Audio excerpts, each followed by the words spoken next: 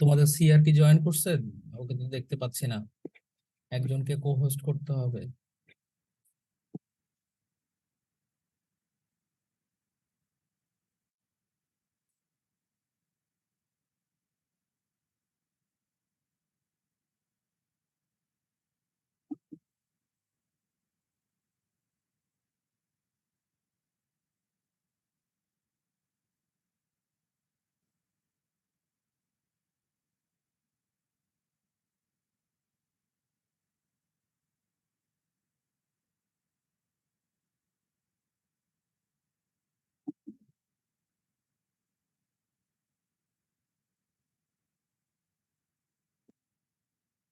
কাকে করা যায় কো হোস্ট তোমাদের মধ্যে? তোমাদের সিআর কে দেখতে পাচ্ছি না। তন্ময় জয়েন করছো?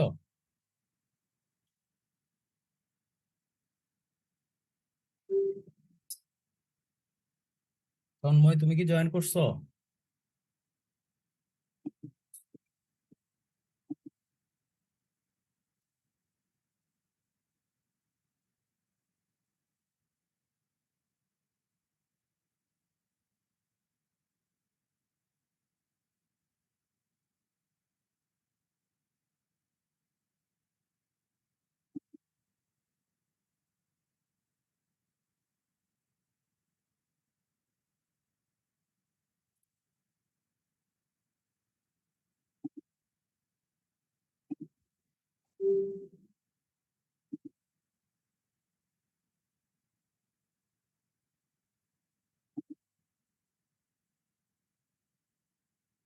স্লাইড দেখা যাচ্ছে তোমাদের?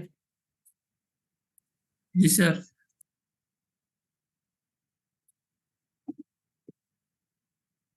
আচ্ছা, 30 জনের মতো জয়েন করছো দেখতে পাচ্ছি। তাহলে আমি শুরু করে দিই। তোমাদের কাউকে তো পেলাম না যাকে হোস্ট করা যায়।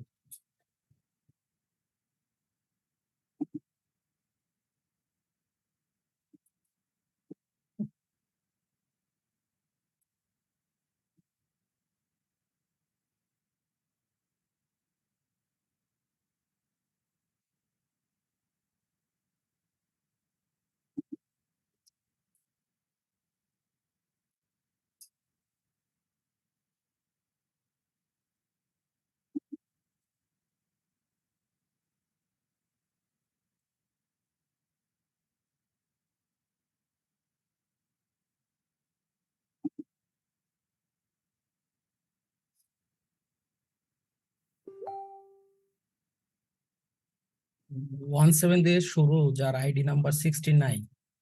তুমি আসম মুজিবর না কি জানি নাম।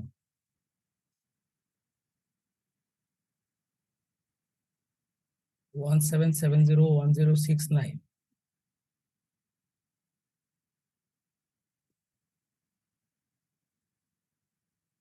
জি স্যার আছি। আচ্ছা, তোমাকে আমি তাহলে কো হোস্ট করে দিচ্ছি, ঠিক আছে?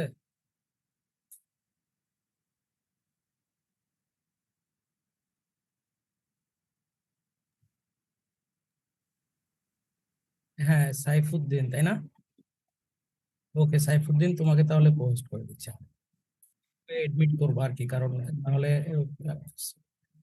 স্ক্রিন শেয়ার অবস্থায় এডমিট করলে স্লাইড কন্টিনিউ করা যায় না। তাহলে তুমি একটু এডমিট করে দিবা, আর কেউ মিউট আনমিউট এগুলো খেয়াল রাখবে। ওকে। Thank you Saifuddin. আচ্ছা, আজকে এটা বলতে পারো যে তোমাদের অলমোস্ট লাস্টের দিকে লেকচার। এটার পরে হয়তো বা একটা স্লাইড থাকতে পারে যেটা প্রজেক্ট ম্যানেজমেন্ট রিলেটেড। ওইটা আমি তোমাদেরকে না যদি স্লাইড যদি ক্লাস যদি নাও নেই, ওই স্লাইডটা তোমরা পাবা। তবে এটা একটু কিছুটা ইম্পর্টেন্ট, তবে খুব বেশি কঠিন কিছু না। এটা অপারেশন এন্ড মেনটেনেন্স রিলেটেড। আর আগের লেকচার যদি যারা ফলো করছো তারা দেখছো যে আমরা আসলে ওয়েব অ্যাপ্লিকেশনের টেস্টিং পর্যন্ত চলে গিয়েছি। মানে তোমার একটা ওয়েব পেজ বা ওয়েব অ্যাপ বা ওয়েব সার্ভিস তুমি এখন মোটামুটি রেডি করে ফেলছো লঞ্চ করার জন্য। এখন যখন রেডি করে ফেলবা লঞ্চ করার জন্য, পৃথিবীতে সব ওয়েবসাইট গুলোই কিন্তু জিরো থেকে শুরু হয়েছে। তো এগুলো আস্তে আস্তে কিভাবে জনপ্রিয় হয়েছে, এই সেই ক্ষেত্রে আমাদের আসলে কি কি কাজ করা দরকার সেগুলো নিয়ে এখানে কিছু কথাবার্তা আছে। স্পেশালি কিভাবে তোমার ওয়েব অ্যাপ্লিকেশন গুলোকে তুমি প্রমোট করবা, সেটাই আসলে এই চ্যাপ্টারটার মূল বিষয়। প্রমোটিং অ্যান্ড ওয়েব অ্যাপ্লিকেশন, মানে তোমার অ্যাপ্লিকেশনটা যে মানুষ কেন ব্যবহার করবে, সেটা কিভাবে তুমি মানুষের কাছে জনপ্রিয় করতে পারো, সেটার জন্য প্রমোট করবা কিভাবে। তারপরে হচ্ছে কন্টেন্ট ম্যানেজমেন্ট। ওয়েব অ্যাপগুলো মূলত আসলে বেশিরভাগই আসলে জনপ্রিয়তা লাভ করে হচ্ছে তোমার এই কন্টেন্ট ম্যানেজমেন্টের উপরে। এই কন্টেন্ট ম্যানেজমেন্টটা আসলে কিভাবে করা যায়, মানে যার ওয়েবসাইট বা যার ওয়েব অ্যাপ বা যার ওয়েব সার্ভিস গুলো যত বেশি আপডেটেড কন্টেন্ট দিতে পারবে, সেগুলোই আসলে দেখা যাচ্ছে যে বাজারে তত বেশি জনপ্রিয় হয়। তাহলে কন্টেন্ট ম্যানেজমেন্টটা সেই জন্য খুব ইম্পর্টেন্ট। এবং পরবর্তীতে দেখা যায় যে তুমি আসলে তোমার রেগুলারলি নির্দিষ্ট সময় পরে তুমি তোমার ইউজিবিলিটিটা অ্যানালাইসিস করবা, আসলে কারা কিভাবে ব্যবহার করে ওয়েবসাইট গুলো, সেগুলো অ্যানালাইসিস করার পরে তুমি বলতে পারবা যে কোন ধরনের ক্লায়েন্ট বা কোন ধরনের ইউজারকে তুমি তোমার রিচ আউট করা দরকার। সেজন্য ইউজিবিলিটি অ্যানালাইসিস এর কথা হয় এই চ্যাপ্টারের মধ্যে আছে। এখন আসো প্রথম যেই পয়েন্টটা, সেটা হচ্ছে কি কিভাবে একটা ওয়েব অ্যাপ্লিকেশনকে তুমি প্রমোট করবা। The basic question after launching a web application is how will user find my web application? তুমি যখন একটা ওয়েব অ্যাপ্লিকেশন লঞ্চ করে ফেলবা, তখন তোমার মেইন প্রশ্ন আসবে যে মানুষ কিভাবে তোমার এই ওয়েব অ্যাপ্লিকেশন গুলোকে খুঁজে পাবে। তো দেখা যায় যে এই ক্ষেত্রে বেশিরভাগ সময়ে আমরা আসলে এই পয়েন্টটাকে ওমিট করে যাই, because due to the lack of budgeting. Investment in web app promotion is extremely important, কিন্তু আমরা নেগলেক্ট করি বাজেট রিজনের জন্য। এখন এই ওয়েব অ্যাপ্লিকেশন প্রমোট করার ক্ষেত্রে আমরা কি করতে পারি, প্রথম যেটা হচ্ছে traditional advertising channel. Traditional advertising channel, তোমরা দেখো যে যে কোনো একটা পণ্য যখন বাজারে নতুন আনা হয়, সেটা টিভি, রেডিও, যেখানে যা ফেসবুক, অনলাইন মাধ্যম যেগুলো আছে, সেখানে এগুলো অ্যাডভার্টাইজিং করা হয়। ঠিক একই রকম ভাবে ওয়েব অ্যাপেরও অ্যাডভার্টাইজিং করতে পারো এইভাবেই, ট্রেডিশনাল অ্যাডভার্টাইজিং চ্যানেলগুলো দিয়ে। যেমন নিউজ পেপারে অ্যাড দেওয়া যায়, টিভি, রেডিও, কমার্শিয়াল পোস্টার তৈরি করতে পারো, ডাইরেক্ট মার্কেটিং করতে পারো। সেইগুলো করে তুমি ওয়েব অ্যাপ্লিকেশনটাকে প্রমোট করতে পারো। এই ওয়েব অ্যাপ্লিকেশনের প্রমোটিংটাকে নর্মাল প্রোডাক্টের ক্ষেত্রে সেটাকে অ্যাডভার্টাইজিং বলে, আর এটার নাম হচ্ছে ওয়েব ভার্টাইজিং। মানে অ্যাড এর জায়গায় এখানে ওয়েব শব্দটা যুক্ত হয়েছে আর কি। তাইলে এই জিনিসটাকে আমরা ফোকাস করতে হবে। এখন এই ওয়েব ভার্টাইজিং করতে গেলে কিভাবে এই কাজটা করা হয়, এক নম্বর হচ্ছে নিউজ লেটার। নিউজ লেটার জিনিসটা, নিউজ লেটারটা এক কথায় হচ্ছে তোমরা রেগুলারলি যাদের ইমেইল অ্যাকাউন্ট আছে, দেখবা যে অনেক ধরনের নিউজ, তুমি অনেক ধরনের প্রমোটিং টাইপের, প্রোডাক্ট প্রমোশন টাইপের অনেক রেগুলার আর ইমেইল তুমি পেয়ে থাকো। এইটা এক ধরনের নিউজ লেটারের মতো। আহ, তারপরে দেখা যাবে যে তোমরা অনেকে ক্রেডিট কার্ড ব্যবহার করো, দেখো যে এই ক্রেডিট কার্ড এদের বিভিন্ন রকম অফার রেগুলারলি ফ্লাডিং এর মতো তোমার কম্পিউটারে, তোমার ইমেইলের ইনবক্সে চলে আসে। প্রমোশন গুলো দেখবা, জিমেইল যাদের আছে, যারা জিমেইল ব্রাউজার থেকে খুলবা, দেখবা সেখানে তোমার নর্মাল তিন ধরনের বক্স দেখা যায়, একটা সোশ্যাল, একটা প্রমোশনস, আর একটা হচ্ছে নর্মাল ইনবক্স। তাহলে এই প্রমোশনের ভিতরে যত ধরনের ইমেইল গুলো আসে, এগুলো বেশিরভাগই আসলে নিউজ লেটার ফর্মে আসে। তাহলে তুমি তোমার ওয়েব অ্যাপটাকেও এরকম নিউজ লেটার আকারে মানুষের কাছে পাঠাতে পারো, যে কেন নতুন এই ওয়েবসাইটটা ব্যবহার করা হবে। সেখানে টোটাল প্রোডাক্টের লিংক থাকতে পারে, প্রোডাক্টটা কি, কিভাবে ওটার পুরো প্রসেসটাও থাকতে পারে। আচ্ছা, তারপর হচ্ছে এফিলিয়েট মার্কেটিং। এফিলিয়েট মার্কেটিং একটা ইম্পর্টেন্ট জিনিস। এফিলিয়েট মার্কেটিংটা, এগুলো ডিটেলস আবার পরে আছে। এক কথায় বলতে গেলে আর কি, এফিলিয়েট মার্কেটিংটা হচ্ছে, যেমন ধরো তোমরা সবাই কি জানো যে চট্টগ্রাম বিশ্ববিদ্যালয়ের ইভিনিং এমবিএ প্রোগ্রাম আছে। জি স্যার। ইভিনিং এমবিএ এর একটা প্রোগ্রাম আছে। এখন এই ইভিনিং এমবিএ যারা প্রোগ্রামটা চালায়, তারা তোমরা জানো যে এটা বিবিএ ফ্যাকাল্টি টিচাররা চালায়, এটা সিইউসিবিএ বলে আলাদা একটা প্রতিষ্ঠান করছে তারা। কিন্তু এইটা আসলে দেখো, এইটা হচ্ছে যে কমপ্লিটলি এই সিইউসিবি এর ডিমান্ড, এখানে ইভিনিং এমবিএ করার জন্য প্রচুর ডিমান্ড। কেন? বিকজ এইটা আসলে চট্টগ্রাম বিশ্ববিদ্যালয়ের সার্টিফিকেট, মানে চট্টগ্রাম বিশ্ববিদ্যালয়ে একটা অলরেডি প্রতিষ্ঠিত প্রতিষ্ঠান, যে প্রতিষ্ঠানটাকে ব্যবহার করে তারা ওই ছোট প্রতিষ্ঠানটা কি করতেছে, নিজেদের ডিগ্রিটাকে প্রমোট করতেছে। এইটাকে বলা হয় এফিলিয়েট মার্কেটিং। এখন যেমন ধরো, তোমার ওয়েব অ্যাপটা যদি একটা রেস্টুরেন্টের ওয়েব অ্যাপ তুমি তৈরি করো, সেইটা ধরো ফুড অর্ডার দেওয়া হয়। এখন তুমি জানো যে বাংলাদেশে ফুড সার্ভিস অর্ডার দেওয়ার জন্য পাঠাও আছে, ফুড পান্ডা আছে।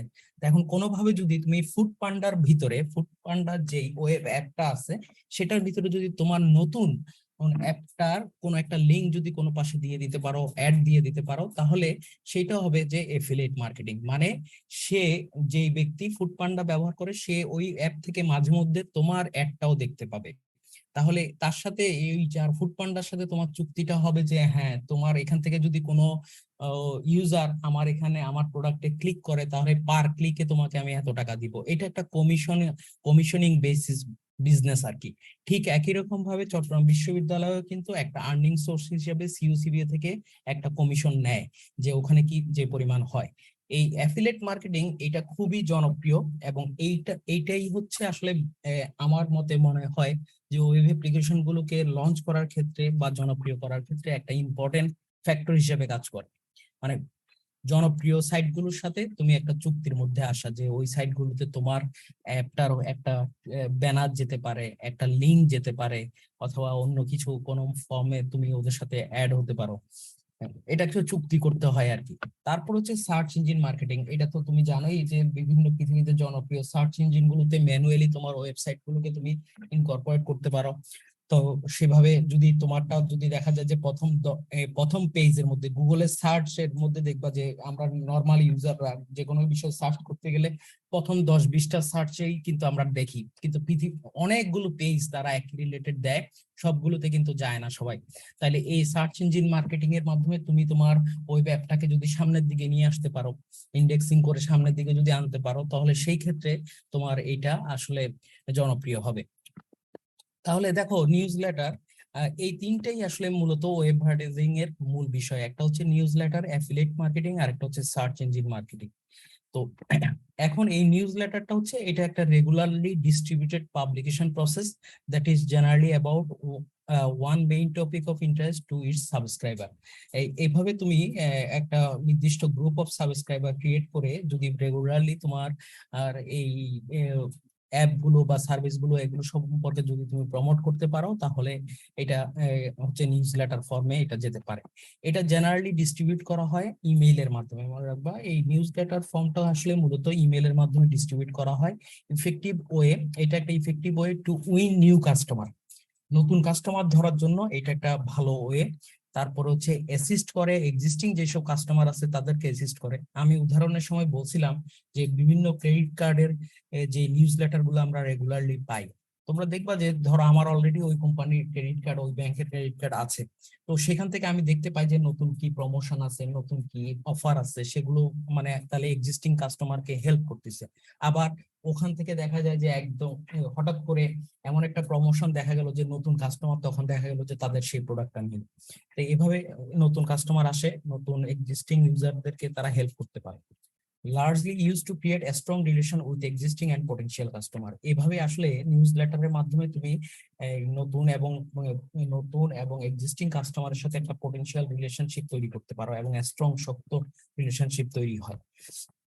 তারপরে newsletter should offer neutral and value adding content. এই নিউজ লেটার গুলো আসলে কিভাবে অফার করা হয়, এগুলো হতে হবে নিউট্রাল, এবং ডেফিনেটলি এখানে কোনো কিছু একটা কি দিতে হবে, লোভ দিতে হবে, ভ্যালু অ্যাড করে কন্টেন্ট গুলো রেডি করতে হবে।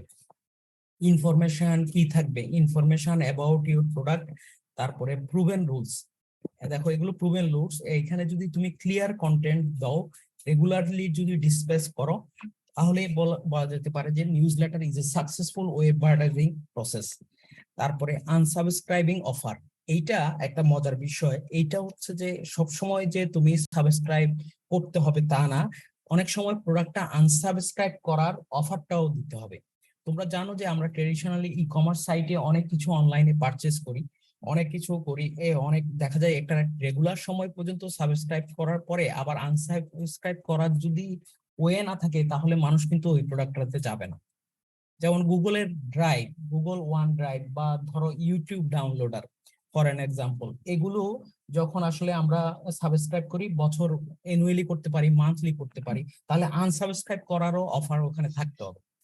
তাহলে তোমার নিউজ লেটার গুলোর মধ্যে এগুলো কিভাবে করতে হয় এগুলো যদি স্পষ্ট থাকে তাহলে মানুষ, রেগুলার ইউজার, নতুন ইউজার এবং এক্সিস্টিং ইউজাররা তখন এই ধরনের প্রোডাক্টের প্রতি বেশি কি হবে, আকৃষ্ট হবে বা অ্যাট্রাকশন পাবে। এগুলো প্রুভেন। তারপরে ফ্রিকুয়েন্ট ডিস্ট্রিবিউশন লিস্ট আপডেট, মানে যাদেরকে তুমি পাঠাবা এটা রেগুলারলি আপডেট করতে হবে আর কি, নতুন নতুন ইমেল অ্যাড্রেস গুলো অ্যাড করতে হবে, নতুন নতুন কোন গ্রুপ অফ পিপলকে বেশি পাঠালে দেখা যাচ্ছে যে এটা কাজ করতেছে তাদেরকে বেশি পাঠাতে হবে, এরকম তোমার লিস্টটা আপডেট করতে হবে। আচ্ছা, এখন এটা ডেভেলপার মানে তুমি যেহেতু ওয়েব অ্যাপ ডেভেলপ করছো, তোমার পয়েন্ট অফ ভিউ থেকে এটা কিভাবে করা হয় ফর ডেভেলপার্স পার্সপেক্টিভ। এটা হচ্ছে তুমি তোমার সাইটে ইন্টিগ্রেট করবা একটা নিউজ লেটার কম্পোনেন্ট, মানে তুমি যে প্রোডাক্টটা ডেভেলপ করতেছো, যে অ্যাপটা ডেভেলপ করতেছো, সেখান থেকে কোনো একটা অপশন রাখবা যেখান থেকে ক্লিক করলে যাতে একটা তোমার প্রোডাক্ট সম্পর্কে একটা ইনফরমেশন সবার কাছে নিউজ লেটার ফর্মে চলে যায়। সাপোর্ট করবে অটোমেটিক ডিস্ট্রিবিউশন। দেখো এগুলো কিন্তু তোমার ওয়েব অ্যাপ্লিকেশনের আসলে প্রমোশন রিলেটেড কথাবার্তা বলা হচ্ছে। এখন তুমি তো ডেভেলপার, তোমার ডেভেলপার পয়েন্ট অফ ভিউ থেকে দেখো এইগুলো হচ্ছে ইম্পর্টেন্ট পয়েন্ট। পরীক্ষায় আসতে পারে যে নিউজ লেটারের ক্ষেত্রে, নিউজ লেটার প্রমোশনের ক্ষেত্রে তোমার পয়েন্ট অফ ভিউটা কি কি, মানে তোমার পার্সপেক্টিভ কি, তুমি কিভাবে করতে পারো এটা। তুমি একটা নতুন কম্পোনেন্ট তোমার সাইটটাতে ইন্টিগ্রেট করতে পারো, সেখানে ধরো একটা আলাদাভাবে একটা সেকশন থাকতে পারে যেখান থেকে তুমি নিউজ লেটার গুলো অটোমেটিকলি ডিস্ট্রিবিউট করতে পারো। এবং সেখানে দেখো should include A link to the specific page of the web application, এবং সেই ক্ষেত্রে দেখা যাবে যে যেভাবে তুমি ডিস্ট্রিবিউট করতেছো সেই জায়গায় তোমার ওয়েব অ্যাপের অ্যাড্রেসটার একটা লিঙ্ক থাকতে পারে। তাহলে সেটা কি হবে, যখন সেটা ডিস্ট্রিবিউট হয়ে মানুষের কাছে যাবে সেইখানে ক্লিক করলে তোমার প্রোডাক্ট, রিয়েল প্রোডাক্টটাতে চলে আসবে। এই কাজগুলো তোমার পয়েন্ট অফ ভিউ থেকে তুমি করতে পারো। তারপর সেকেন্ড, নিউজ লেটারের পরে ছিল এফিলিয়েট মার্কেটিং। এটা আমি আগেই বলছি, এটা হচ্ছে যে একটা জনপ্রিয় সাইটের ভিতরে তোমার সাইটটাকে ইন্টিগ্রেট করে দেওয়ার ব্যবস্থা করা। সেটা কিভাবে করা যায়, এটা একটা রেভিনিউ শেয়ারিং প্রসেস, এবং এর মাধ্যমে কিন্তু প্রচুর রেভিনিউ পৃথিবী জুড়ে শেয়ার হচ্ছে। এবং এফিলিয়েট মার্কেটিংটা সব পৃথিবীতে সবচেয়ে এক্সিস্টিং এবং বলা যেতে পারে সবচেয়ে জনপ্রিয় মাধ্যম ওয়েব প্রমোশনের ক্ষেত্রে। Means the revenue sharing between the advertiser and online salespeople in the way that product, service, or functionalities of somebody's web application are integrated into an affiliate's web application. তোমার কোনো প্রোডাক্ট, সার্ভিস, ফাংশনালিটি গুলো একটা existing site গুলোতে, তোমার product, service, functionalities গুলো একটা existing জনপ্রিয় site গুলোতে যদি ইন্টিগ্রেট করে দেওয়ার ব্যবস্থা করতে পারো, তাহলে তার সাথে যদি তুমি একটা চুক্তিতে আসতে পারো যে সে ওই অ্যামাজনের সাইটে রেগুলারলি থাকে, অ্যামাজনের কাস্টমার, কিন্তু সেখানে তোমার প্রোডাক্ট সম্পর্কে ইনফরমেশন আছে, তোমার প্রোডাক্টের একটা ব্যানার আছে, একটা অ্যাড আছে, তোমার প্রোডাক্টের একটা লিংক আছে, তাহলে কি হবে, তাহলে ওই অ্যামাজনের সাথে তোমার চুক্তি হবে যে আমি তোমার এই সাইটটা ব্যবহার করতেছি, তখন তোমার সাইট থেকে যদি আমার এখানে ক্লিক করে কোনো ইউজার আসে, কোনো একটা টোটাল প্রসেস কমপ্লিট করে, কোনো একটা টোটাল প্রোডাক্ট বাই করে, তাহলে তুমি ওই প্রত্যেকটা বাইয়ের জন্য 0.5% কমিশন পাবা। তাহলে দেখো অ্যামাজনেরও লাভ, তোমারও লাভ, তুমি নতুন ইউজার পাচ্ছ, তোমার প্রোডাক্টটা বিক্রি করতে পারতেছো, তাকে তুমি তোমার সুনামটা দিচ্ছ। এইভাবে পৃথিবী জুড়ে প্রচুর ব্যবসা হয়ে থাকে। এমন নর্মাল জিনিস চিন্তা করে থাকো, ঢাকা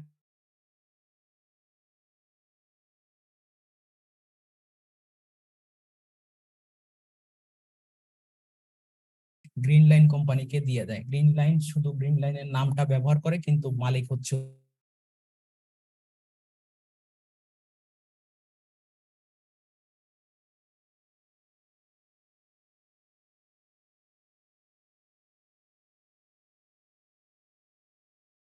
তোমার সেলফ আইডেন্টিটি লুজ হয়ে যেতে পারে। এটা যেমন সিইউসিবিএ বলে এখন আর তোমরা কেউ কিন্তু চিনো না। তোমরা যে সবাই কিছুক্ষণ আগে বলতেছিলা যে চিটাগাং ইউনিভার্সিটির এমবিএ প্রোগ্রাম আছে, কিন্তু এটা তো আসলে চিটাগাং ইউনিভার্সিটির এমবিএ প্রোগ্রাম না, এটা সিইউসিবিএ এর। কিন্তু এটা ইউনিভার্সিটির সাথে অ্যাফিলিয়েট হওয়ার কারণে এটা তার নিজের আইডেন্টিটিটা আস্তে আস্তে লুজ করছে। তারপরে হচ্ছে স্টিল ইফিশিয়েন্ট, কিন্তু তারপরেও এটা efficient way to attract visitors at low startup cost. দেখছো, যদি তোমার কোম্পানিতে প্রচুর টাকা না থাকে, তুমি এফিলিয়েট মার্কেটিং এর মাধ্যমে তোমার প্রমোশনটা করাটা জন্য সবচেয়ে বেস্ট এফিশিয়েন্ট ওয়ে বলা যেতে পারে ভিজিটর ধরার জন্য। আচ্ছা, এটার ইন্টিগ্রেশন অপশনটা কিরকম? সিম্পল টেক্সট লিংক দিতে পারো তুমি একটা ডেভেলপার পয়েন্ট অফ ভিউ থেকে। তারপরে প্রোডাক্টের প্রেজেন্টেশনটা হতে পারে, ফুল প্রোডাক্টের প্রেজেন্টেশনটা হতে পারে উইথ কন্টেইনিং এ লিংক, একটা লিংক সহ, এটা একটা হতে পারে। অ্যাডভান্স সব মডিউল, পুরো মডিউলটা ও দেয়া যেতে পারে। এটা আসলে যার সাথে তোমার চুক্তি হবে তার উপরে ডিপেন্ড করবে, সে তোমাকে কতটুকু কি কি ফ্যাসিলিটি ওখানে দিবে, কতটুকু তুমি করতে পারো। এইখানে সব মডিউল বলতে বোঝাচ্ছে entire process in the look and feel of the affiliate site. তোমার প্রোডাক্টের, তোমার ওয়েব অ্যাপ্লিকেশনের টোটাল প্রসেসটা লুক এন্ড ফিল আকারে অ্যাফিলিয়েটি সাইটে দেয়াটা, এটা হচ্ছে সব মডিউলটা। আচ্ছা, এখানে এই রিভিউ শেয়ারিং এগ্রিমেন্টটা কেমন হয়? একটা হচ্ছে pay per performance. Pay per performance only if consumer complete A transaction. আমি যেটা কিছুক্ষণ আগে উদাহরণ আকারে বলছি, অ্যামাজনের পেজ থেকে তোমার পেজে এসে যদি কমপ্লিট প্রোডাক্টটা কিনে, তাহলে তুমি তাকে একটা কি করতে পারো, কিছু কমিশন দিতে পারো। এটাকে পে পার পারফরমেন্স বলা যেতে পারে, only if consumer complete A transaction. তারপরে হতে পারে ব্যানার এক্সচেঞ্জ। ব্যানার এক্সচেঞ্জ, এখানে টাকা পয়সার বিষয় নাই, সে তোমার ব্যানারটাকে কি করবে, তার সাইটে ইউজ করবে, তুমি তোমার সাইটে তার ব্যানারটা ইউজ করবা। এটাকে বলা হয় ব্যানার এক্সচেঞ্জ, দুজনেরই লাভ। Pay per click, pay per click, যদি কেউ ক্লিক করে তাহলে তুমি বলবা যে ক্লিক করলেই টাকা দিতে হবে। এগুলো যখন খুবই ইম্পর্টেন্ট জনপ্রিয় সাইট গুলোতে ব্যবহার করবা, তখন এটাও হতে পারে। যেগুলো তুমি কিভাবে তার সাথে এগ্রিমেন্ট করতেছো। Affiliate is paid for a user click through, যদি ক্লিক করা হয়, ক্লিক পার ক্লিকে সেখানে টাকা পয়সা কমিশন দিতে হবে। Revenue sharing, percentage of sales commission, এটা হচ্ছে টোটাল সেলস এর উপরে একটা নির্দিষ্ট বছর, এক বছরে এত পার্সেন্ট টাকা তুমি তাকে দিয়ে দিলা। এখানে আর পে পার পারফরমেন্স বা পে পার ক্লিক এগুলো নাই। তাহলে এইভাবে এই চারটা উপায়ে তুমি অ্যাফিলিয়েটি মার্কেটিং এ রেভিনিউ শেয়ারিং এগ্রিমেন্ট করতে পারো। আচ্ছা, important success factor, use customized version with the clear business terms and condition. এই ক্ষেত্রে যেটা ইম্পর্টেন্ট সেটা হচ্ছে তখনই অ্যাফিলিয়েটিভ মার্কেটিংটা সাকসেসফুল হয় যদি তুমি একটা কাস্টমাইজ ভার্সন, তোমার রেগুলার ভার্সনের থেকে একটা কাস্টমাইজ ভার্সন তৈরি করে দিতে পারো। তাহলে সেই ভার্সনটা যদি অ্যাফিলিয়েটি সাইটে তুমি ইউজ করো, তাহলে সেই ক্ষেত্রে বেশি সাকসেস আসতে পারে। Instead of simple links and banners, normal links অথবা ব্যানার ছাড়া এবার যদি কাস্টমাইজ ভার্সন করে দেওয়া যেতে পারে, তাহলে সেটা অনেক বেশি successful. A strong affinity of topics with affiliate website. এখন এইটা একটা ইম্পর্টেন্ট ফ্যাক্টর, এটা বুঝতে পারছো? এটা হচ্ছে যে তুমি তোমার প্রোডাক্টটা হচ্ছে খাবার অর্ডার দেওয়ার প্রোডাক্ট, কিন্তু তুমি সেটা গিয়ে কার সাথে শেয়ার করছো, সেটা যে বাস টিকিট বিক্রি করতেছে এরকম একটা বড় কোম্পানির ওয়েবসাইটের সাথে শেয়ার করছো, তাহলে কি তোমার এটা জনপ্রিয় হবে? তার মানে হচ্ছে তুমি এমন ভাবে চুজ করতে হবে, এমন কোম্পানিকে চুজ করতে হবে যেটা আসলে তোমার প্রোডাক্টের সাথে রিলেটেড। ধরো তোমার প্রোডাক্টটা হচ্ছে বাই এন্ড সেল এর প্রোডাক্ট, বাই এন্ড সেল এর একটা সাইট, তাহলে তুমি সেটা অ্যামাজনের সাথে যেতে পারো। তোমার প্রোডাক্টটা হচ্ছে খাবার অর্ডার দেওয়ার সাইট, তার মানে তখন তুমি ফুড পান্ডার সাথে যেতে পারো।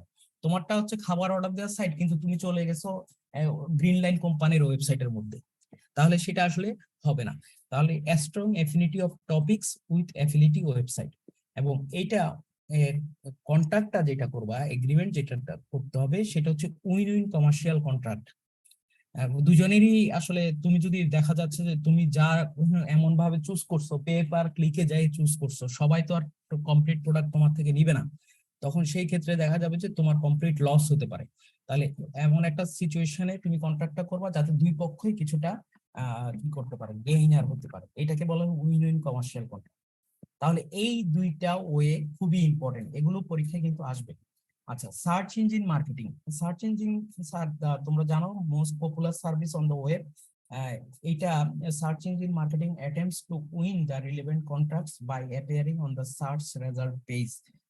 সার্চ রেজাল্ট পেজের মধ্যে তোমার সাইটটা যদি আগে আসে, তাহলে তুমি বেশি এই করে কি করতে পারবা, লোকজনকে অ্যাট্রাক্ট করতে পারবা। Can be response of a user request in forms of ad আকারে দিতে পারো। তারপরে search engines are based on conventional information retrieval system. Search engine গুলো মূলত আসলে ইনফরমেশন রিট্রাইভাল সিস্টেমের উপরে তৈরি করা হয়। তো এগুলোর ক্ষেত্রে দেখা যায় যে storing and retrieving textual data repositories, তারপর হচ্ছে documents are acquired by making representation of them, index describing content, তারপর হচ্ছে documents are retrieved and listed on the basis of relevance of index. এই indexing crawler are use to update data repository in the search engine. এই যে যেমন ধরো লাস্টে যেটা বললাম ক্রলার্স, হোয়াট ইজ ক্রলার, অথবা ক্রলার্স ছাড়াও আরো কিছু শব্দ তোমরা শুনবা। একটা হচ্ছে স্পাইডার, SPIDER, স্পাইডার বলা হয়। আর একটা হচ্ছে বট, BOT, বট। এইসব ছোট ছোট এমবেডেড প্রোগ্রাম গুলো তোমার ওয়েবসাইট গুলোতে ব্যবহার করা হয়। এটা কিরকম, এটার একটা রিয়েল টাইম উদাহরণ দেই। সেটা হচ্ছে তুমি কোনো একটা সাইটে আজকে প্রথমবার ভিজিট করছো, নেক্সট টাইম যখন ওই সাইটটাতে কোনো কারণে তুমি কয়েকদিন পরে গিয়ে ভিজিট করো, দেখবা সে কিভাবে জানি তোমার নাম ধরে তোমাকে হ্যালো মিস্টার আহমেদ এভাবে করে তোমাকে কি করতেছে, কনভার্ট করতেছে। How come it possible? That is possible because সে কি করতে পারে, সাথে সাথে তোমার কম্পিউটারে সে এই ক্রলার, স্পাইডার বা বট ছোট এমবেডেড প্রোগ্রাম গুলো দিয়ে তোমার সাইটের, তোমার কুকিজ এর মধ্যে এসে বসে থাকে। তখন তোমার সব ইনফরমেশন সে নিয়ে নেয়, তুমি কি ধরনের অপারেটিং সিস্টেম থেকে তুমি ব্যবহার করতেছো, তারপরে তুমি কি ধরনের ব্রাউজার ব্যবহার করতেছো, তোমার এখানে তোমার নাম কত, তোমার বয়স কত, এগুলো সে সেই সব ইন্ডেক্সিং করে করে সেই প্রোগ্রামের মাধ্যমে সেখান থেকে সে কি করতে পারে, রেডি করতে পারে। সুতরাং নেক্সট টাইম সে কি করে, যখন তুমি ওই সাইটটাতে আবার ভিজিট করো, তখন সে তোমাকে দেখা যায় যে তোমার নাম ধরে সে কল করতেছে। এগুলো হচ্ছে ইম্পর্টেন্ট। এগুলো এখন তুমি তোমার সাইটে প্রোগ্রামিং, যখন তুমি প্রোগ্রাম ডেভেলপ করবা, ওয়েব অ্যাপ ডেভেলপ করবা, তখন এই প্রোগ্রামগুলো, এমবেডেড প্রোগ্রামগুলো তোমাকে রেডি করতে হবে। তাহলে দেখা যাবে যে তুমি এই ইনফরমেশন রিট্রাইভাল সিস্টেমের রিট্রাইভ করতে পারবা, যে যে কোনো ইউজার যখন তোমার সাইটটা ভিজিট করবে তার ইনফরমেশনটা ইন্ডেক্সিং করতে পারবা। তার তার ভিতরে এক ধরনের এটা বলা যেতে পারে হ্যাকিং, আর ইথিক্যাল হ্যাকিং এর মতো। তারপরে সার্চ ইঞ্জিনে আমরা অনেক সময় দেখা যায় যেসব ট্রেডিশনাল সার্চ ইঞ্জিন গুলো আছে সেগুলোতে আমরা instead of relying on crawler ছাড়াও আমরা we can submit the URL manually. আমরা গুগল বা অন্যান্য সার্চ ইঞ্জিনে আমাদের ইউআরএল গুলোকে ম্যানুয়ালিও সাবমিট করতে পারি। মোস্ট সার্চ ইঞ্জিন অ্যালাউ করে ম্যানুয়াল সাবমিশন, বেশিরভাগ সার্চ ইঞ্জিন গুলো কিন্তু ম্যানুয়াল সাবমিশন অ্যালাউ করে। তারপরে সার্চ ইঞ্জিনের ranking, good ranking in the search list is essential for the marketing aspects. User usually look at the first 10 to 20 results, যেটা আমি একদম প্রথম দিকে বলছিলাম যে যে কোনো সার্চ ইঞ্জিনের প্রথম 10-20টার ভিতরে যদি তুমি আসতে পারো, মানে তোমার র্যাঙ্কিং, ওয়েবসাইটের র্যাঙ্কিংটা যদি তুমি একটু বাড়াতে পারো, তাহলে সেই ক্ষেত্রে দেখা যায় যে আসলে তুমি এই সব সময় নতুন নতুন ইউজারকে অ্যাট্রাক্ট করতে পারবা, ক্লায়েন্ট পাবা।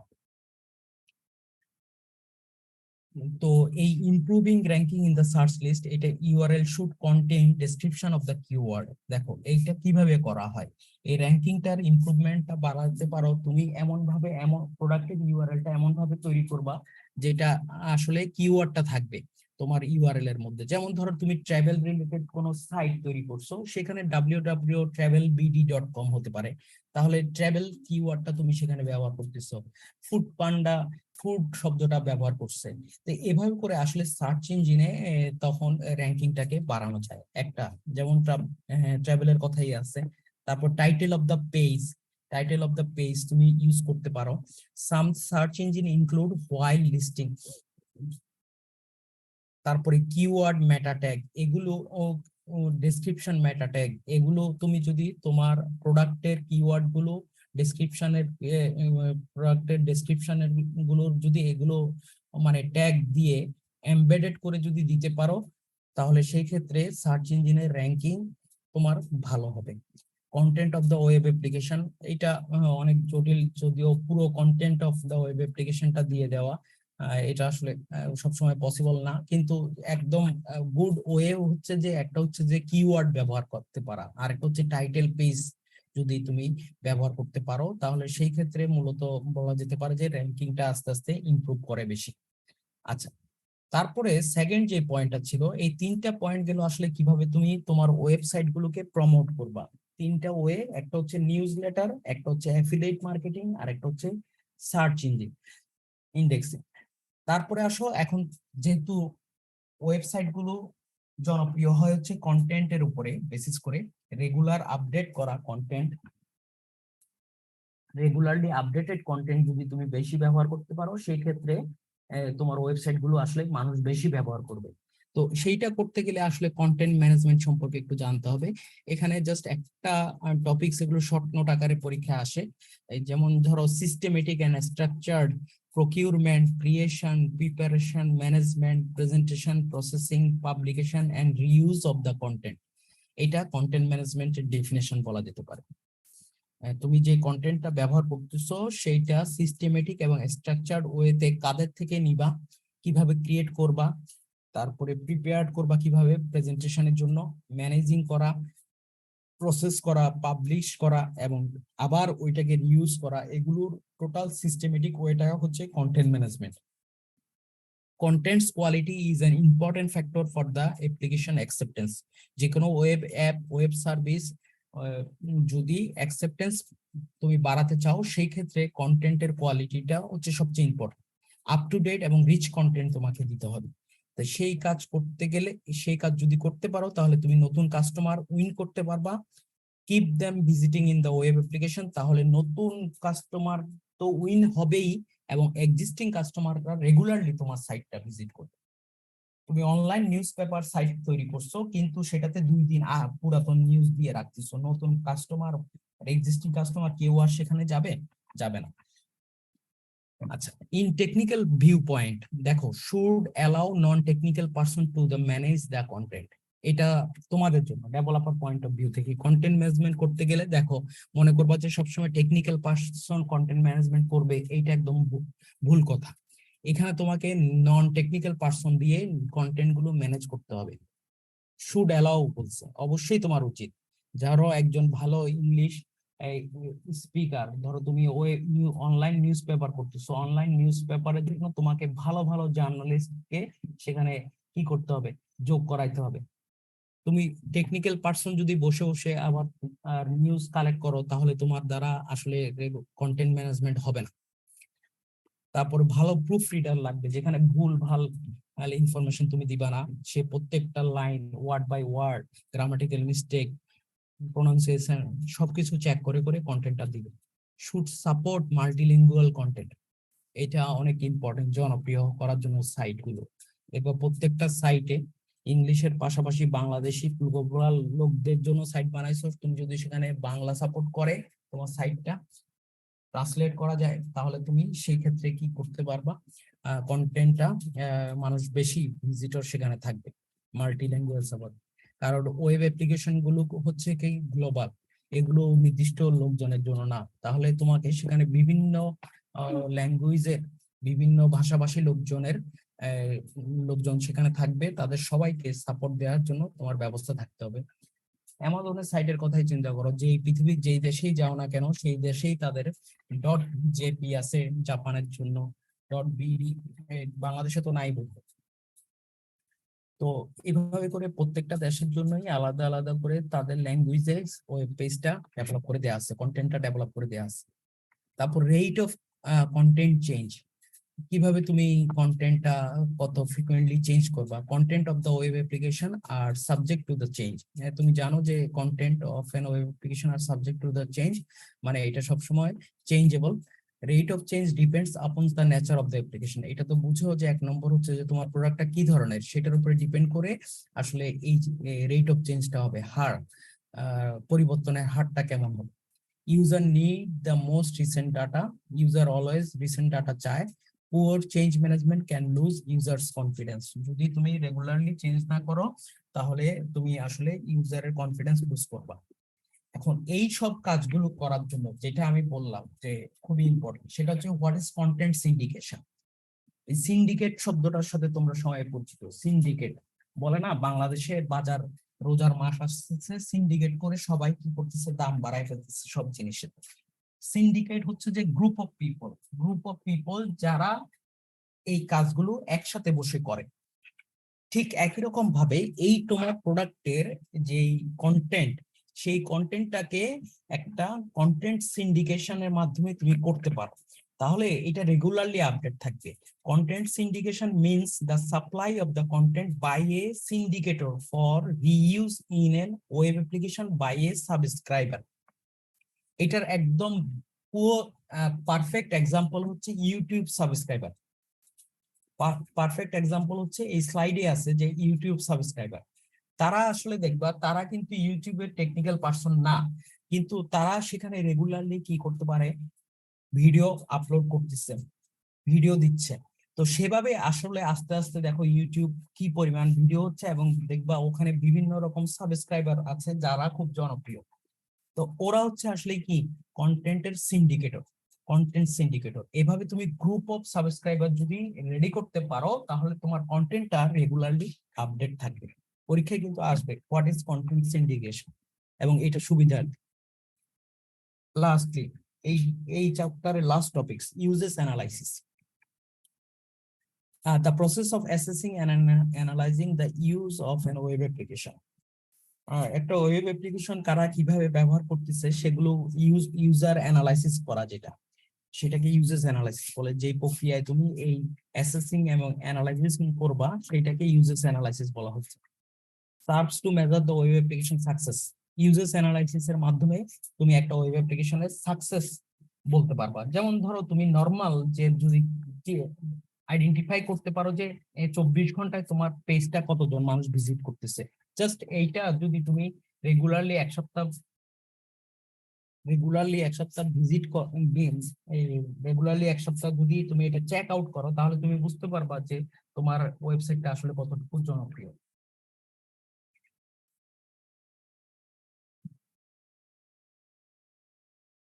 এভাবে yields the information about the user and their behavior which provides a basis for the improvement। এবং এই অ্যানালাইসিস অ্যাসেসিং এইটার মাধ্যমে তুমি ঠিক করতে পারবা যে কোন জায়গাটায় আমার অ্যাপটার বা প্রোডাক্টটার কোন জায়গাটায় আমি চেঞ্জটা আনলে, কোন কন্টেন্টটার চেঞ্জটা আনলে আমি ফার্দার নতুন ভাবে আমার এটাকে ইমপ্রুভ করতে পারবো। মানে ইউজারের বিহেভিয়ার অ্যানালাইসিস করার পরে তুমি আসলে ঠিক করতে পারবা যে প্রোডাক্টের কোন জায়গাটায় তোমার হাত দেওয়া দরকার ইমপ্রুভমেন্টের জন্য। এটার এক নম্বর যে টেকনিক, সেটার নাম হচ্ছে web server log file. Log ফাইলের মধ্যে কি থাকে, প্রত্যেকটা ওয়েব সার্ভার মেইনটেইন করবে একটা log file which record all access to the website. এখানে কোন ইউজার আসছে, কখন আসছে, কখন গেছে, কতক্ষণ সময় সে পুরো পেজটা ভিজিট করতে, লিংক আপ পেজগুলো ভিজিট করতে কতক্ষণ সময়, টোটাল ট্রানজাকশন কতবার কমপ্লিট করছে, এরকম একটা টোটাল লগ ফাইল থাকবে। সেখানে ইউজারের আইপি থাকবে, অ্যাক্সেস টাইম থাকবে, ইউজারের রিকোয়েস্ট থাকবে, সে কি কি পেজ দেখছে, ইমেজ অর এইচটিএমএল পেজ।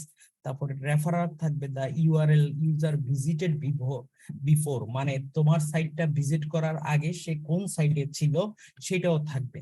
তাইলে এইটা এক ধরনের স্ট্যান্ডার্ড একটা লগ ফাইল। অ্যাফিলিয়েট মার্কেটিং হলে তাহলে রেফারারটা খুব ইম্পর্টেন্ট, কারণ সে যদি তোমার ওই অ্যাফিলিয়েটি সাইট থেকে আসে তাহলে সেটাও তোমাকে জানতে হবে।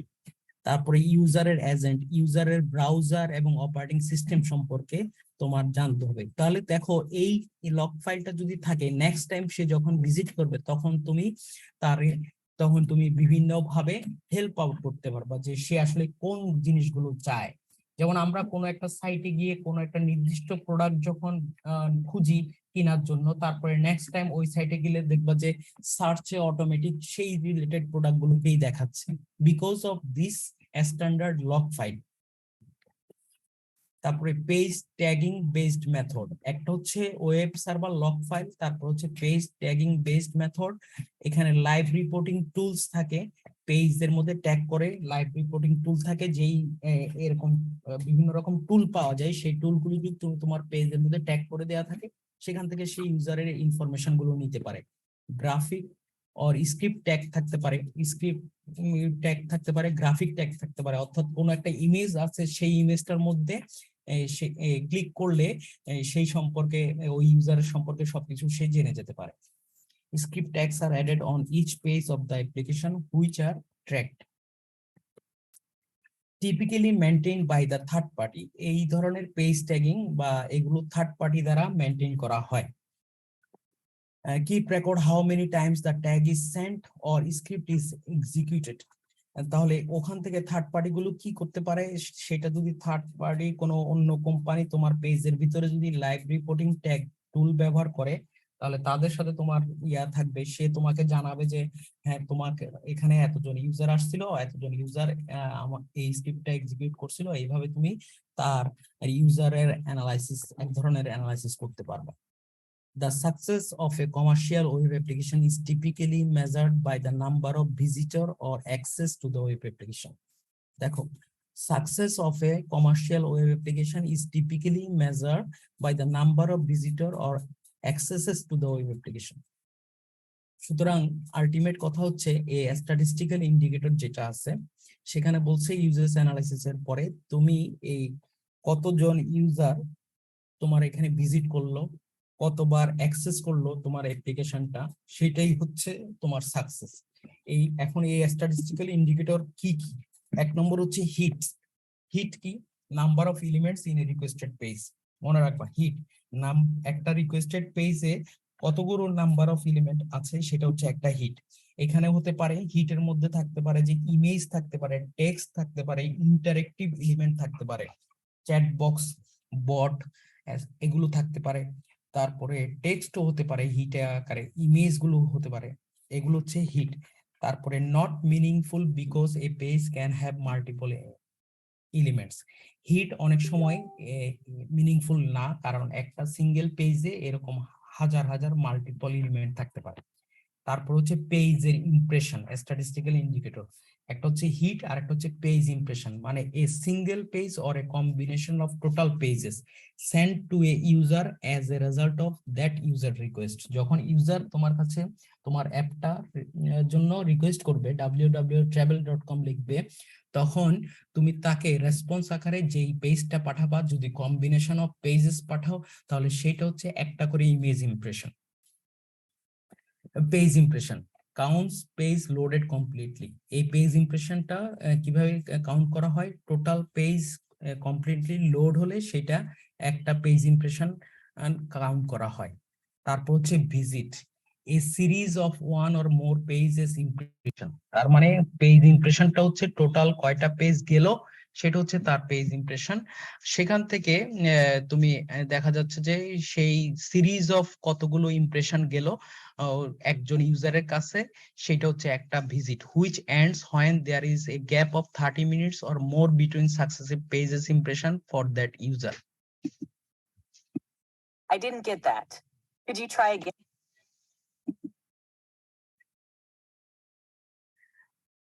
দেখো, দুইটা গ্যাপ ইউজারের মধ্যে, মানে একজন ইউজারের 30 মিনিটের গ্যাপ অথবা এর থেকে বেশি হতে পারে। সেই ক্ষেত্রে যদি সে কনজিকিউটিভ তোমার পেজটা ভিজিট করে, তাহলে যতগুলো ইমপ্রেশন তুমি দিচ্ছ, পেজ ইমপ্রেশন দিচ্ছ, সেগুলো হচ্ছে এক একটা ভিজিট হিসেবে কাউন্ট হবে। Statistical indicator are use to measure the success of an web application. অর্থাৎ একটা স্ট্যাটিস্টিক্যাল ইন্ডিকেটর মূলত আসলে তাহলে তিনটা দেখতে পেলা, একটা হচ্ছে হিট, একটা হচ্ছে পেজ ইমপ্রেশন, আর একটা হচ্ছে visit. Web application need more complex analysis in order to provide basis for the improvement. E-commerce application need to specify most popular product, number of visitor who turned into buyers. দেখো, এটা হচ্ছে ওই তিনটা statistical indicator ছাড়াও বলতেছে যে আসলে আরো ডিটেইলস অ্যানালাইসিস আমাদের করতে হয় ইমপ্রুভমেন্টের জন্য। For an example, e-commerce web application গুলো স্পেশালি এই কাজগুলো করবে যে তার মোস্ট পপুলার প্রোডাক্ট কোনটা, সেইটা ইউজার বিহেভিয়ার অ্যানালাইসিস এর মধ্যে আরেকটা নতুন ফ্যাক্টর হিসেবে আসবে। নাম্বার অফ ভিজিটর, মানে সব ভিজিটর তো আসলে বায়ার হবে না, কতজন ভিজিটর বায়ার হচ্ছে সেইটাও তাহলে তাকে ট্র্যাক ডাউন করতে হবে। তারপরে কোন প্রোডাক্ট গুলো গ্রুপ আকারে সোল্ড হচ্ছে, একটা প্রোডাক্ট যেটা ভালো চলতেছে সেটা দেখা যাচ্ছে যে একটা নির্দিষ্ট সময়ে গ্রুপ অফ পিপল, কোন একটা নির্দিষ্ট গ্লোবালিটি লোকালিটির গ্রুপ অফ পিপল সেটা কিনতেছে, তাহলে সেগুলো আসলে প্রোডাক্ট হিসাবে আনতে হবে, সেগুলো আসলে ইন্ডিকেটর হিসাবে ইউজার বিহেভিয়ারের মধ্যে আনতে হবে। তাহলে তুমি আস্তে আস্তে দেখা যাবে যে তখন দেখা যায় যে গুলো ইন্ডিকেটর যখন তুমি আনবা এবং সবগুলো ইন্ডিকেটর গুলোকে রেগুলারলি যখন তুমি মনিটর করবা, তাহলে তুমি বলতে পারবে যে তুমি একটা কমপ্লিট ইউজার বিহেভিয়ার অ্যানালাইসিস করছো, তারপরে তোমার ওয়েবসাইট গুলো তুমি ইমপ্রুভ করতে পারবে। তো এভাবে বলা যেতে পারে যে আমরা আসলে মোটামুটি এই এই একটা ওয়েব অ্যাপ্লিকেশনের অপারেশন এন্ড মেইনটেনেন্স এর ফার্স্ট স্টেপ হচ্ছে তাহলে এই কাজগুলো করা। প্রথমটা হচ্ছে যে আমরা একটা নতুন ওয়েব পেজ কিভাবে আমরা প্রমোট করব সেটা আমরা দেখলাম, যে নিউজ লেটারের মাধ্যমে আমরা প্রমোট করতে পারি, অ্যাফিলিয়েট মার্কেটিং, সার্চ ইঞ্জিনের মাধ্যমে, তারপরে রেগুলারলি কন্টেন্ট ম্যানেজমেন্ট, কন্টেন্ট সিন্ডিকেশনের মাধ্যমে করা যেতে পারে, অর্থাৎ সাবস্ক্রাইবার গ্রুপ তৈরি করে আমরা নন টেকনিক্যাল পার্সন দিয়ে কন্টেন্ট ম্যানেজমেন্ট গুলো করতে পারি। তারপরে ইউজার বিহেভিয়ার অ্যানালাইসিস গুলো বিভিন্ন টেকনিক ব্যবহার করা যেতে পারে, ইন্ডিকেটর আছে, এই ইন্ডিকেটরের মধ্যে তুমি হিট আছে, পেজ ইমপ্রেশন আছে, ভিজিটর আছে, এগুলো অ্যানালাইসিস করতে পারবা। তারপরে নতুন নতুন কিছু ইন্ডিকেটর আছে যেগুলো কোন প্রোডাক্ট গুলো বেশি বিক্রি হয়, গ্রুপ অফ পিপল কোন প্রোডাক্ট গুলো বেশি কিনে, তারপরে কোন ভিজিটর গুলো বায়ার হিসাবে নর্মালি টার্ন আউট হয়েছে, সেগুলো সব যখন অ্যানালাইসিস করা যায় তখন ফার্দার আমরা এই ওয়েব অ্যাপটাকে ইমপ্রুভ করতে পারি। তাহলে এইটাই হচ্ছে আমাদের আজকের লেকচারের সামারি। আশা করছি তোমরা এই লেকচারটা সবাই বুঝতে পারছো।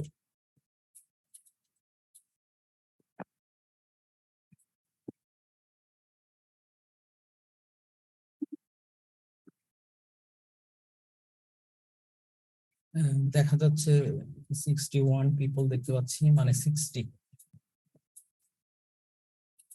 তো তোমরা সবাই কি বুঝতে পারছো লেকচারটা?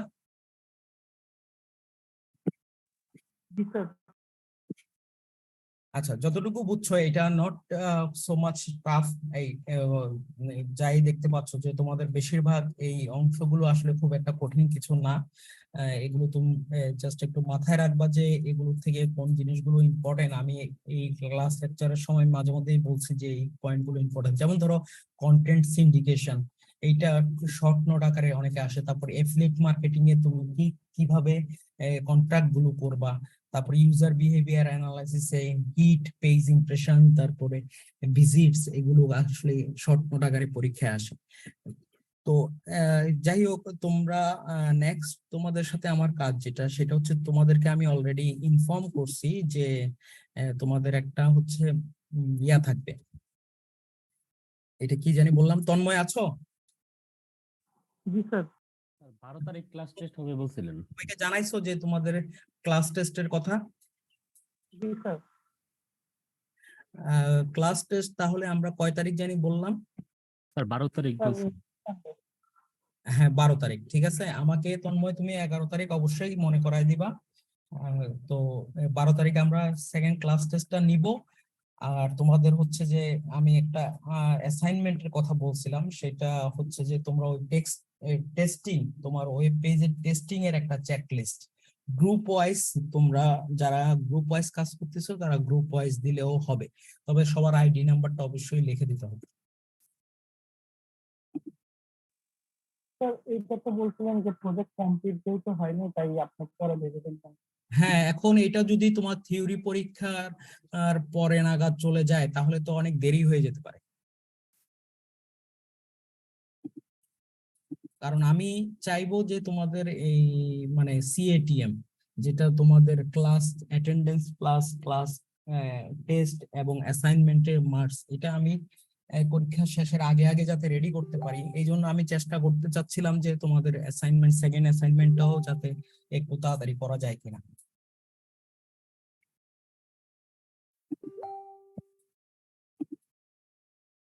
আচ্ছা, তাহলে এটা আমরা অ্যাসাইনমেন্ট নিয়ে 12 তারিখ তোমাদের সাথে কথা বলি, ঠিক আছে, পরীক্ষার পরে। জি স্যার। জি স্যার। ওকে, আচ্ছা, তাহলে আমি এই স্লাইডটা তোমাদেরকে পাঠিয়ে দিচ্ছি। এরপরে তোমাদেরকে আমি একটা জিনিস বলি, আমি চেষ্টা করব যে আজকে পর্যন্ত তোমাদের যে ক্লাস, সেই ক্লাসের উপরে তোমাদের অ্যাটেন্ডেন্সটা, যেহেতু তোমাদের ফর্ম ফিল আপের ব্যাপার আছে, অফিস থেকে আমাকে বলছে তোমাদের অ্যাটেন্ডেন্সটা আজকের ক্লাস পর্যন্ত রেখে আমি কমপ্লিট করতেছি। এরপরে আরেকটা ক্লাস আমার নেওয়ার ইচ্ছা ছিল, সেটা হচ্ছে যে প্রজেক্ট ম্যানেজমেন্টের উপরে। কিন্তু আসলে ব্যাপারটা হচ্ছে প্রজেক্ট ম্যানেজমেন্ট তোমরা নরমালি যেহেতু গ্রুপ আকারে অনেকগুলো কাজ করছো, তোমাদের প্রজেক্ট ম্যানেজমেন্ট সম্পর্কে অলমোস্ট অনেক আইডিয়া আছে। তো ওইটা যদিও ক্লাস যদি নাও নিতে পারি, ওটা স্লাইডটা আমি তোমাদেরকে দিব যে ওয়েব ইঞ্জিনিয়ারিং এর প্রজেক্ট ম্যানেজমেন্টে কি আছে। এইটা আসলে আজকের ক্লাসটাও প্রচুর নন টেকনিক্যাল ছিল, ওই ওয়েব ম্যানেজমেন্টের ওইটাও প্রচুর নন টেকনিক্যাল একটা জিনিস। তো সুতরাং ওগুলো নিয়ে খুব বেশি, ওই স্লাইড নিয়ে খুব বেশি অরিড হওয়ার কিছু নাই। তবে তোমাদের অ্যাটেন্ডেন্সটা কিন্তু আজকের ক্লাসের পরেই আমি ক্যালকুলেট করছি, ঠিক আছে?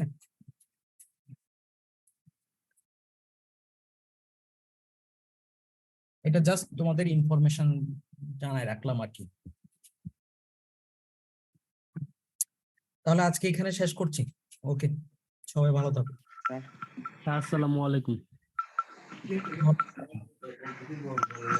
স্যার আমি একটা অনলাইন ক্লাস করতে পারি না আর কি স্যার, নেটওয়ার্ক সমস্যার জন্য।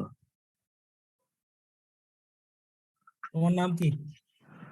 স্যার শিহাব। মুস্তাক আহমেদ শিহাব? জি স্যার। আচ্ছা শিহাব, তুমি আমাকে 18 তারিখ মনে করাই দিলে। জি স্যার। আসসালামু আলাইকুম।